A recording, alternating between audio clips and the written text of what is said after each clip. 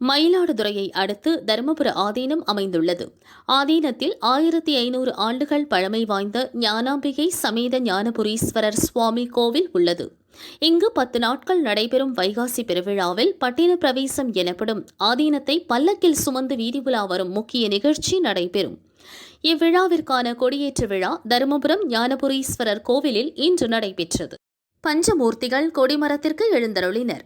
சிவாச்சாரியார்கள் மற்றும் வேத பாடசாலை மாணவர்கள் மந்திரமோத ஓதுவார்கள் தேவாரம் பாட கொடிமரத்தில் ரிஷப கொடி ஏற்றப்பட்டது. தருமபுரம் ஆதீனம் மாசிலாமணி தேசிக ஞானசம்பந்த பரமாச்சாரியார் சுவாமிகள் முன்னிலையில் நடந்த நிகழ்ச்சியில் ஆதீன கட்டளை தம்பிரான்கள் மற்றும் திரளான பக்தர்கள் பங்கேற்றனர். விழாவின் முக்கிய நிகழ்ச்சியான பட்டின பிரவேசம் நிகழ்ச்சி நடக்கிறது.